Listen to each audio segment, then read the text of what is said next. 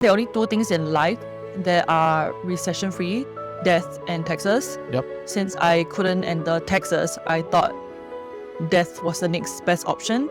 Besides, my family owns the business. I thought this role was pretty interesting. It's a little bit out of the ordinary for sure. It's not something you can ever study in school. And I felt it was something that I didn't mind exploring. Besides, I was in my mid-20s. So if it didn't work out, then I could always go back to the corporate world. E-commerce to crypto to funerals. What do you think is some of the underlying themes behind this career path? There's no real theme or common denominator as to why I hopped from that one industry to the other. It's more just out of curiosity or just seeing that perhaps this is a good window for a new opportunity that just opened and just exploring. These were also decisions I made when I was in my 20s. My dad expressed to me multiple times that if you're in your 20s and there's something that you want to explore, you should do it right now. People think, oh, she's great at what she does because she's so curious. I'm just nosy.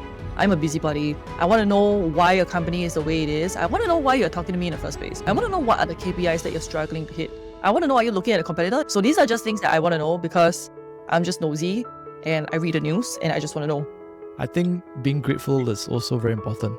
Sometimes it helps to just pause and smell the flowers, and then you appreciate a lot more about your situation that you're in.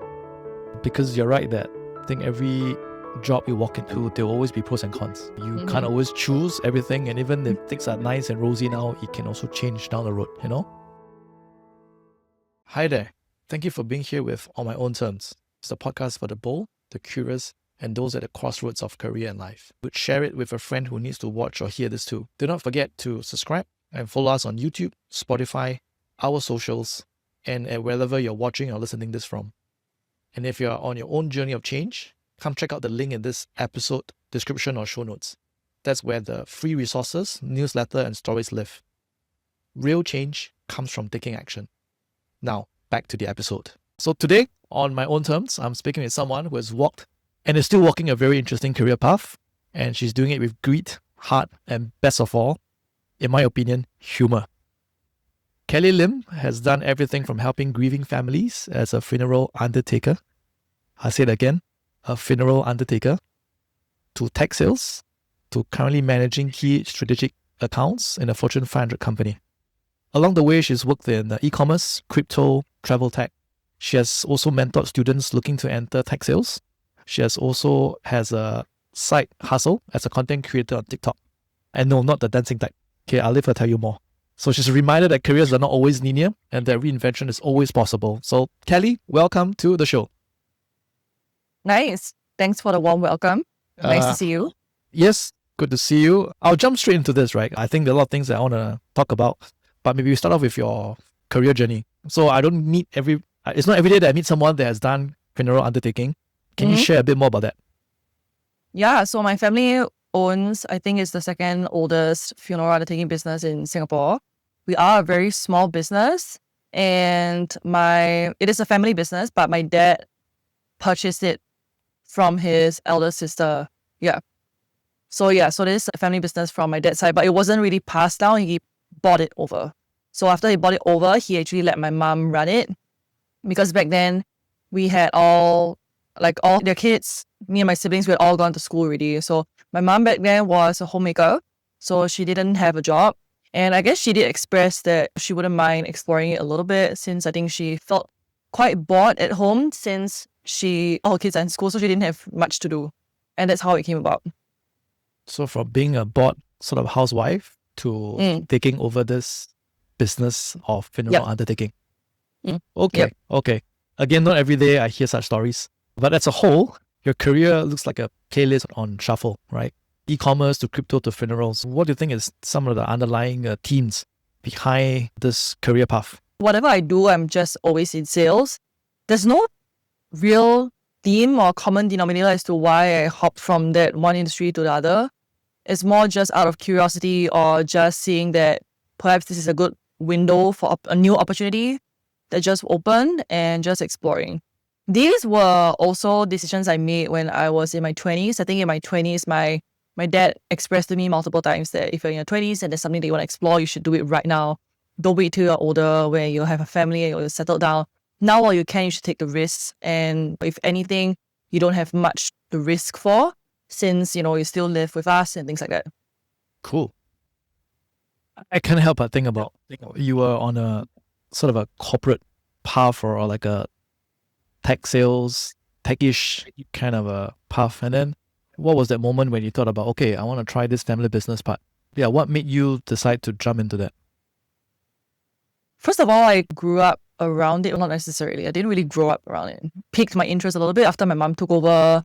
I thought it was really interesting. There are only two things in life that are recession-free: death and taxes. Yep. Since I couldn't enter taxes, I thought death was the next best option. Besides, my family owns the business. And I think that our parents' generation, they worked really hard to put all of us through school, to get a degree. This was something that my parents didn't get to do themselves. So they were really proud of the fact that they were able to put all their 3 kids through university and degree, so that we could all get really nice white collar jobs in our corporate day jobs, which is nice. Yes. I think I felt that white collar job a little too over glamorized. I felt, why not explore a little bit of a blue collar job? I thought this role was pretty interesting. It's a little bit out of the ordinary for sure. It's not something you can ever study in school. I think you can major in it though, but they don't offer it in the schools here, not at least. I think they offer it in the US. And I felt it was something that I didn't mind exploring. Besides, I was in my mid-20s. So if it didn't work out, then I could always go back to the corporate world. That was my mindset going to it. No, I like that philosophy, and it's something that I always say in a podcast. I think most things in life are not irreversible. You can try something, don't work out, can always go back to that, to what you were doing before. And I think zooming out to more of to a wider lens of your career path, I think you have been laid off. I think you're quite public about it, at least on your LinkedIn. And you also said it in quite a funny way. I recommend people who are watching this or hearing this, check out your LinkedIn, which I will, with your permission, I'll put a link in the show notes. Of course. Yeah, it's super funny. I wouldn't spoil it for you if you're watching or listening to this. You've been laid off, you sold crypto. I think that was also quite an earlier time, I think, when crypto probably wasn't so talked about, I think. And then this funeral undertaking business, you've helped grieving families. And if you were to zoom out, which of this stretched you the most as a person? You mean which career or which specific job stretched me most as a person? Yeah. I would say crypto. Why? The crypto role took a lot. Because being in crypto, I think the reason it has a bad reputation is because a lot of the people in crypto are not really, I don't want to say there for the right reasons, because everyone was in it to make money. What other reason could there be? We're not there to make the world a better place. Let's be honest. But a lot of the people that I met in crypto were just very shady. There was a lot of dishonesty around the industry. I've never been in an industry before where there was so much dishonesty and distrust, and for good reason. I would say I went into it very naive and just thought the best of everybody. I felt like everyone deserved a chance, but there was this bubble back then in the height of crypto where people were just launching ICOs. Every other person could do it. There was no regulation about it, which is why now there is regulation around it. But before the government stepped in, there was ICOs all over. You could raise money from anyone and everyone. As long as you had a bank account, as long as there was a way to deposit money into a bank account, you could raise money from anyone and everyone. And some of these people were raising money through methods that were very unethical. People that didn't really know much about crypto, they were just being sold the idea of this get-rich-quick scheme, which I didn't agree with. And I would say that's the reason why it stretched me the most. Yeah, can you just give a definition of ICO for those who are not clear about ICO? Oh yeah, so ICO stands for initial coin offering.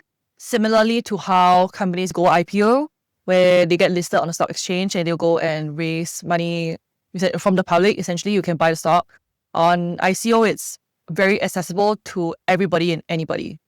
I think for companies, you have to be at a certain stage before your IPO. For an ICO, there's no bar. Anybody can do it. Everyone can do it.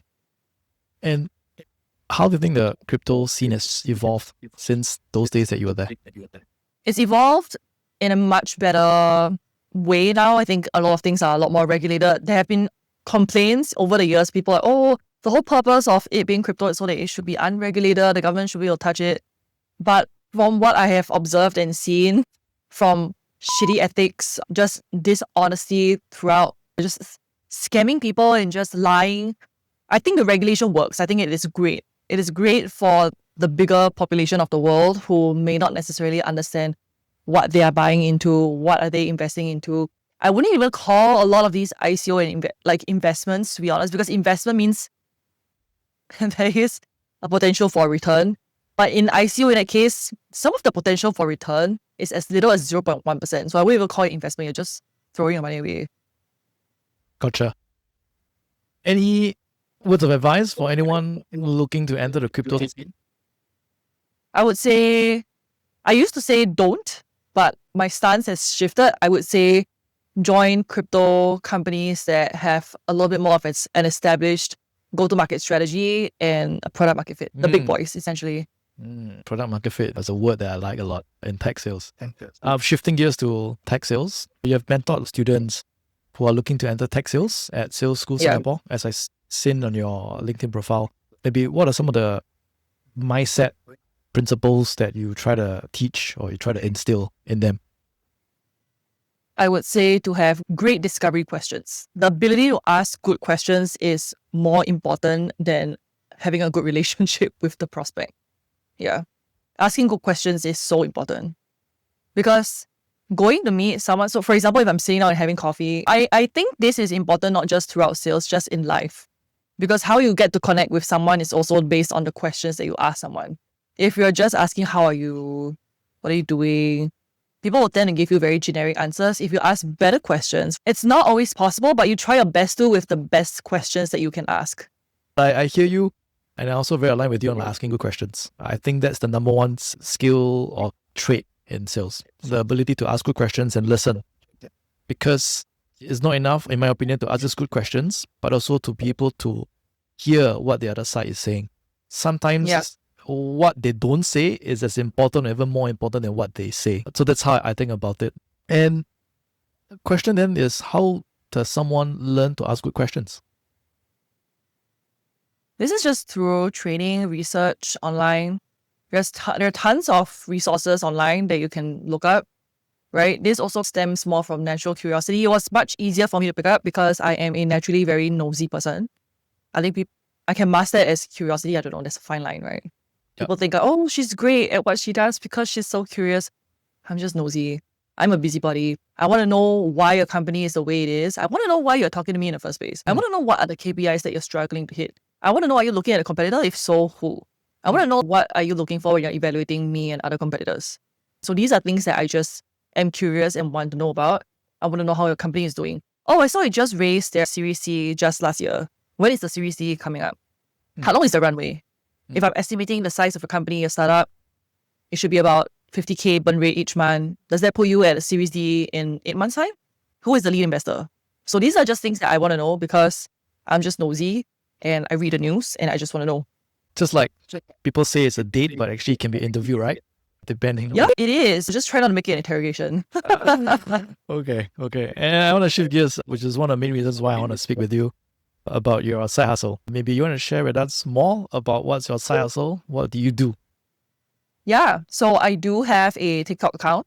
The handle is Please I'm Fragile, P with a PLZ, Please I'm Fragile. And I started it about early last year when I've been in Texas my whole life, but the whole purpose of starting that whole TikTok account in the first place was to just share a little bit more about my journey in tech sales because I felt like it was very overly glamorized in the industry. People were showing off, just going on business travel and just closing deals and you're making tons of money. And yes, you do get to make tons of money, but that's if you actually close the damn deal. Okay. With all due respect, not everyone is able to, especially at different segments of the sales funnel.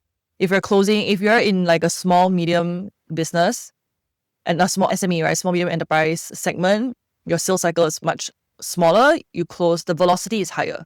If you're in the enterprise segment, typically the sales cycles can run anywhere from 9 months to a year or even longer, which means you may not close anything for 1 year and in your second year, bam, you close a deal that basically smashes the number out of the water for the next 3 years. Okay.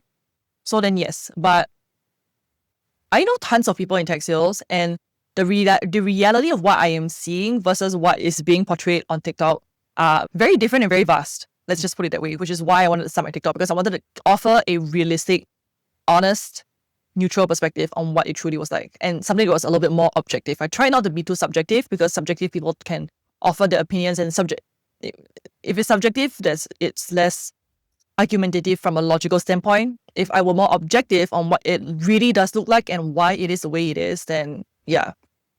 But don't you think tech as an industry has also gone through darker times in the last, I'll say, 2-3 years? Yeah. If anyone that joined tech at the height of pandemic, at 2019, 2020 onwards, were making bank. Yeah. Anybody. I'm talking anyone. So it was also, that's why in tech sales we talk about the 3 T's all the time. Timing, territory, and talent. If you have talent and you have territory, but you don't have timing, you might still fail. So for anyone that joined at the height of the pandemic in 2020, 2021, 2019, around that period, timing was great. Any territory you have taken, even if you had horrible talent, you could still close it. Was what I've basically heard from everyone that was in the industry. So coming back to your journey, like early last year, 2024, you started a TikTok account to really share your journey in tech sales. And you just want to demystify, or rather you want to just give the real truth, right? Yeah. That it's not so glamorous out there. I hear you. And why TikTok as a medium? I love short form videos because I, like a lot of people, have very short attention span. I would have done, if we rewinded the time, something I wish I would have done was like YouTube, because YouTube is where the money is. If you look at the highest earners in social media, they are all YouTubers. TikTok doesn't nearly as much capture that much revenue. I think it's because the way they're able to measure ads, ROI, things like that. Yeah. But that was also like the up and coming. It didn't seem too intimidating to create videos because it looked like you didn't have to be perfect at it. You could, a video can go horribly unedited and would still do well. Yeah, it's part of the relaunch. For me, it's going to be focusing on YouTube. I don't think so much about monetizing yet, but the stats about the creator economy, it reflects what you just said. Now, can I ask about monetization? How do you monetize your content? And I think for context, I looked at your profile yesterday on TikTok, and I saw that you were also promoting products. Tea was one of them, and then, I don't know, some facial or some skincare thing. So how do you monetize your content? Is it purely via product sales or what else? I would say it's primarily through brand sponsorship deals. I have tried to monetize through TikTok Live, but it's barely anything. It's what I think the most I've made in a TikTok Live of 2 hours was $3. So I wouldn't even consider that monetizing to me. So far, it's brand sponsorship. So it could be beauty, it could be education, it could be tech, it could be software. There's also an affiliate channel. Affiliate's not so much my favorite kind of model because I do think affiliate is directly correlated to the number of followers that you have. The more followers you have, the more effective your affiliate marketing works. I don't have a super big platform, which is why I don't think it works as well. So I tend to prefer a flat fee brand sponsorship campaign deal. Can I also say that brand sponsorship also depends on your size of your following? Brands, yeah, it does. But they also take into account other metrics like your engagement rate, your overall visibility, how good your content pillars, which is how they see you resonate with the campaign or the particular brand that is running this. And these are stats that you can actually easily download or just show, right? The brands. Yeah, it's easily available on my TikTok profile. It's very easy for me to just pull out. In fact, I just did it this morning for a brand. I see. And can you share to someone who's looking to start something, who's someone who's also like you, likes to enjoy short form content, short form videos, and has some messages to share? What's one way to get started right away? What's one way to just pick up the phone and start recording yourself? You have to be comfortable with being in front of the camera, I would say. In fact, that's not true as well. I see a lot of very successful TikTok accounts with faceless profiles. So they just take videos of their life without their face in it. So it could be just one of their lifestyle, or if they're showing off something else, it could be like, if your niche is nails, I've seen people just showing off their nail accounts or just beauty, hair. I've seen a couple of really successful TikTok accounts that are basically just hair. This girl has not shown her face in any of the videos. She's had over 100,000 followers on TikTok, very successful. She just shows her hair routine, how successful it's been, how healthy it's been, her hair journey, things like that. So you can be as creative as you want. The niche has no limit. I'm sure there's a niche for everything. And How much time do you spend on average to try and edit or like in terms of post-production? It takes me on average about an hour to edit a TikTok video. It used to be longer. On your I would phone say. or what do you use to edit? No, so it's on my PC.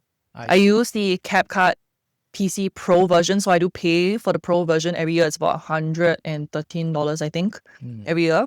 But it has really good features. I think it's quite straightforward for the average. It's the easy. It is in my opinion the easiest software you can pick up video editing skills on.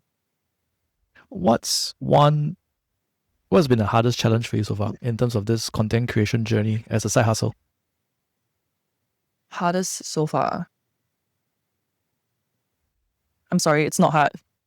It really is not. Like compared to what I do on my 9 to 6, it's not hard. So there's no difficulty. So we move on from challenges or what's difficult, but to what's one misconception that about content creation that you now know is not true? I think the biggest misconception to content creation is you need to be extremely skilled in video editing to be great at it. Because when I first started, I focused so much on my video editing skills, but really it is more of the content that you put out.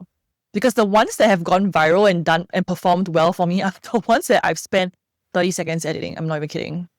Like, yeah. To someone who has not seen your profile on your TikTok, how would you describe the kind of content that you create? It's very everyday corporate girl. Very normal, very everyday corporate girl.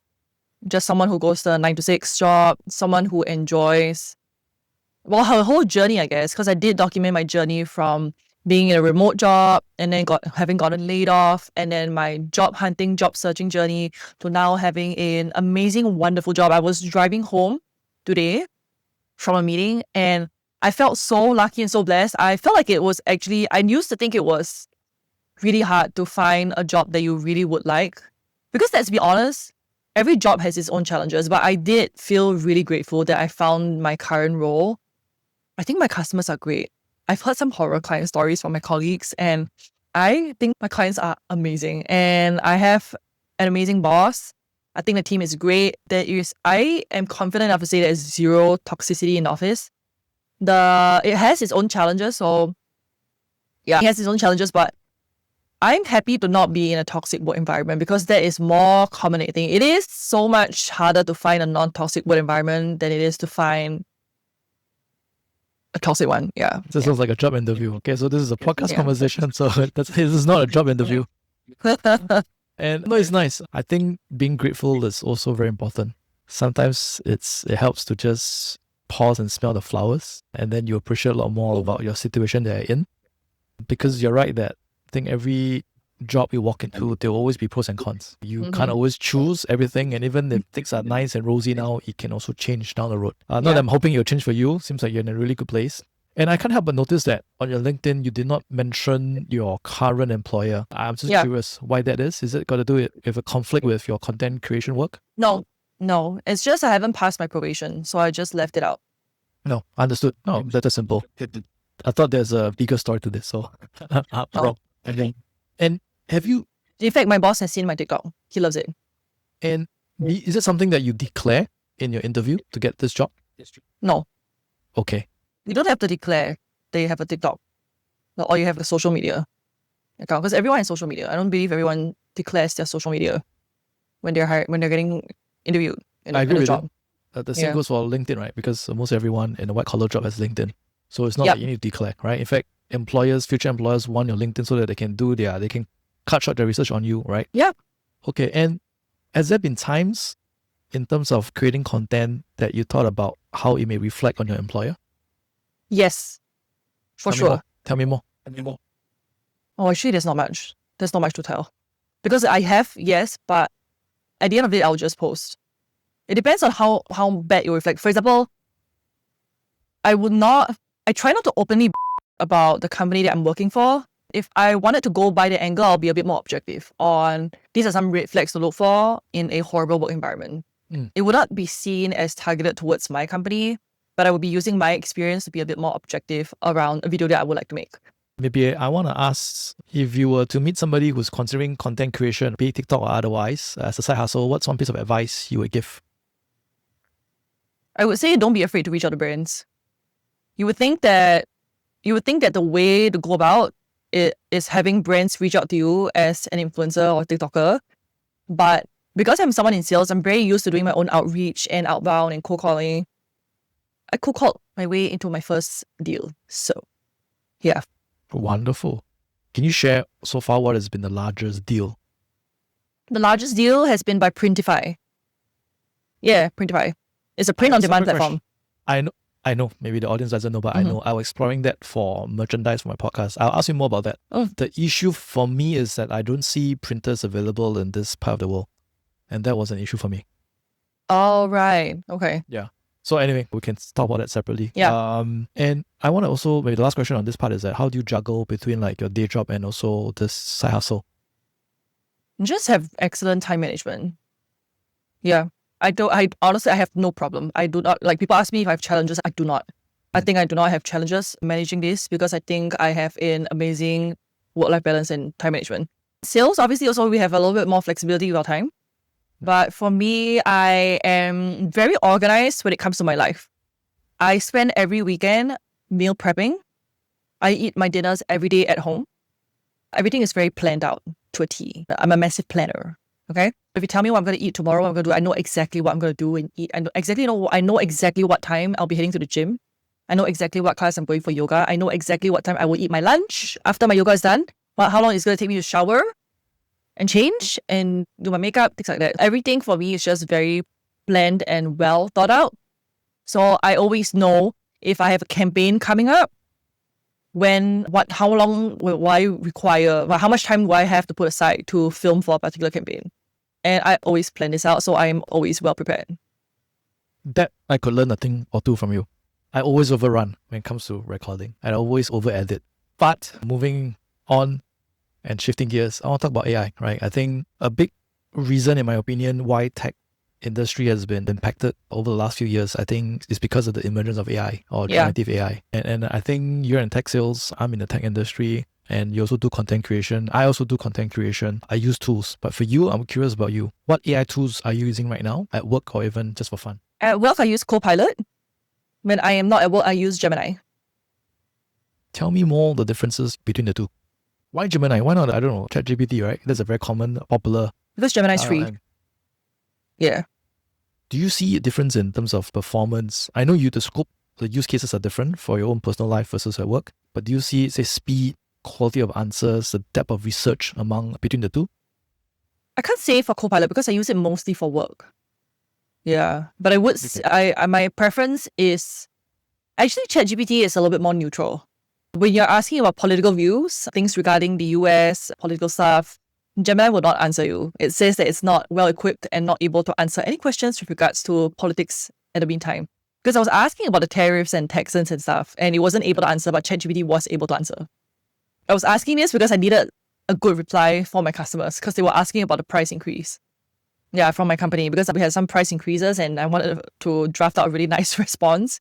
And Gemini was not able to do that. Copilot was able to do that. ChatGPT was able to do that. Okay. I'm also using Copilot, the enterprise version for work. I'm facing some constraints in terms of it just recently gave me answers that were not verified, even though I asked for the sources. When I double click on the sources to find the answers, they were not available. And this happened multiple times in the same conversation. So anyway, and let's talk about AI versus sales, right? AI and sales. How do you think AI is making sales better? Or do you even think AI is making sales better?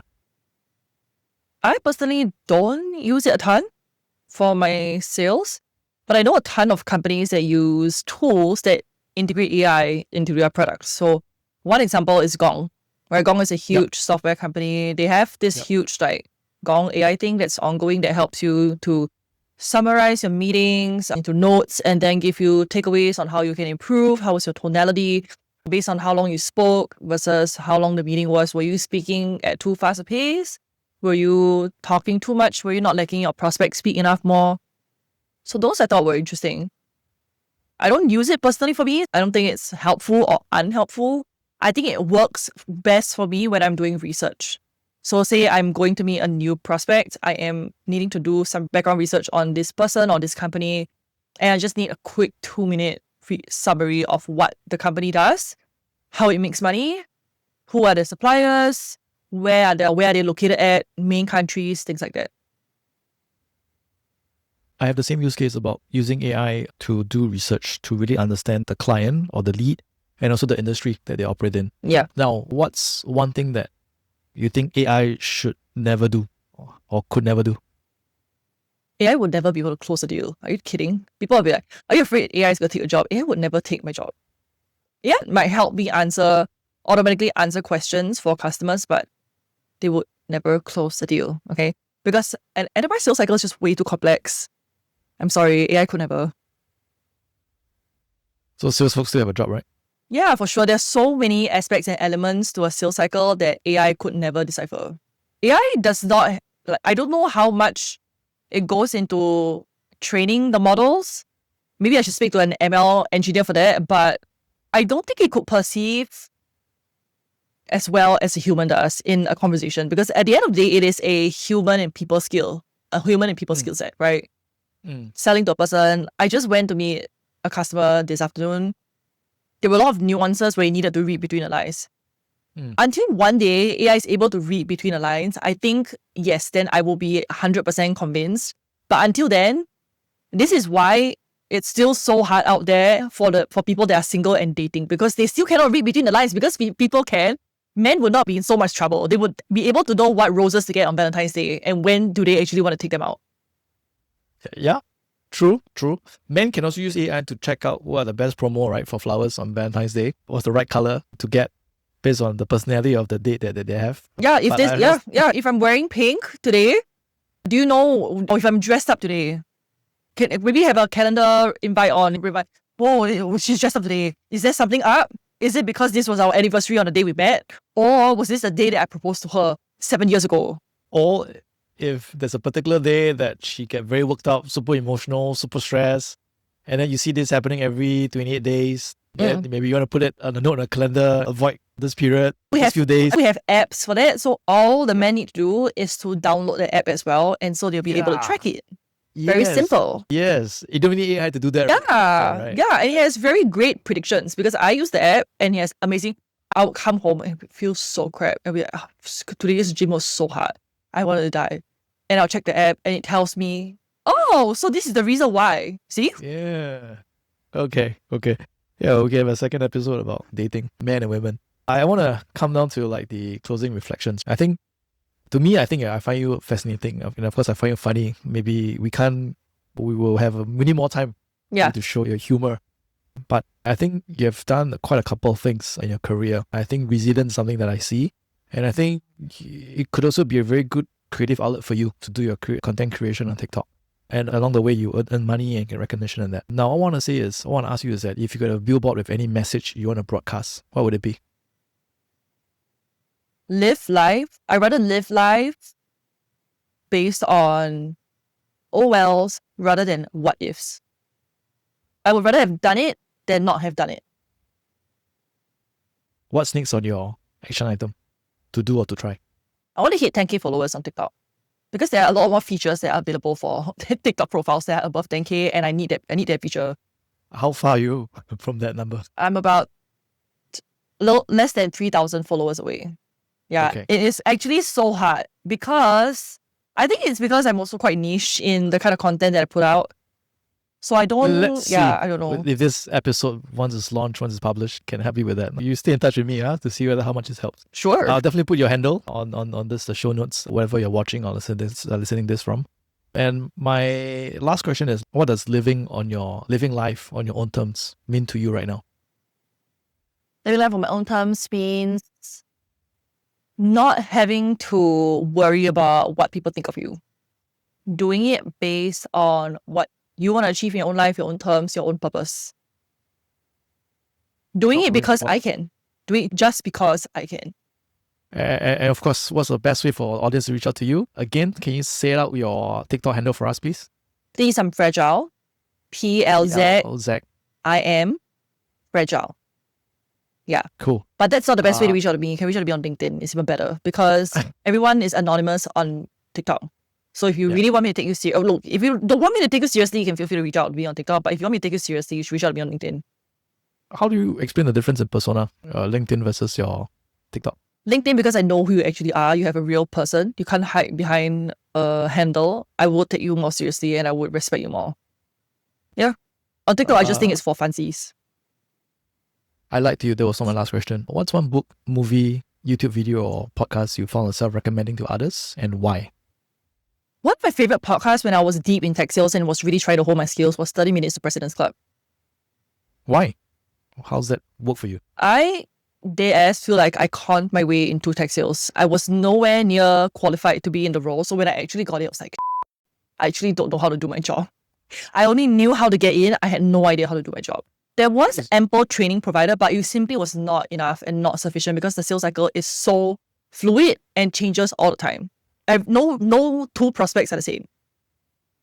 What does that? What have you learned from the podcast? Objection handling, asking great questions. I did not start out knowing the best questions to ask in a discovery call, and I was able to figure that out through 30 Minutes to President's Club. Objection handling, discovery questions, qualifying questions. And then the book that I would highly recommend is called Sales EQ. It's by Jeb Blount. Yep. It's also the single one book that helped me hone my sales skill set. I kid you not. I really was horrible before I started reading that book. I went on a crazy adventure reading and listening to all these podcasts that will help me hone my skill sets because I believe knowledge should be free and I refuse to pay anything to get educated on this aspect. I heard about Sales EQ. Yeah, Sales EQ is one podcast amazing. I recommend is Lenny's podcast. Lenny's podcast. No, I don't. What's that? Okay. Lenny used to be a product manager at MB. He quit his full-time job to do this full-time. So basically he interviews people in the tech industry. He initially started off as just PM, product managers, but later on he evolved to interviewing CEOs, COOs, people, HRPPs and all that. I highly recommend that. He's got a huge following. Yeah, Lenny's podcast. But I'll put it in the show notes anyway for you. Nice. So we're on time now. Any last thing you want to say? No, thanks for inviting me into the podcast. I guess if anyone's watching and is considering going deeper into their TikTok or just people, look, embarrassment is the key to success. If you're learning, bro, like if you are not embarrassing yourself, you are not putting yourself in uncomfortable situations, you will not grow. I was initially so afraid of how people would perceive me when I was starting up my TikTok channel. And I was like, just screw this. Screw what you think. Look, I have so many brand deals now. I am making a nice side income. What are you doing? Who are you to judge? Wonderful. Embarrassment is the key to success. Yeah, it is the stepping stone to success. I'll say not key, stepping stone to success. If you let your fear of being perceived dictate how you want to do it and what your next steps are, then I'm sorry, you are severely limiting yourself. And the other thing about embarrassment is that if you are not embarrassed by your initial videos or content, you started way too late. Yeah. Yes. And one man's poison is another man's trash. Yeah. Yeah. That's the beauty. Yeah. You don't need permission. Yeah. To publish content. Yeah. No, wait, sorry. One man's trash is another man's treasure. Yeah. Yeah, that's the phrase. My dad kept telling me that since young. So one video that you think this video is cringe, but someone would not think that it's cringe. Yeah, that's the power of the internet. That's all the time we have today. Thanks, Kelly. I appreciate you making time for this. No problem. Thanks, John. Thanks for inviting me on this.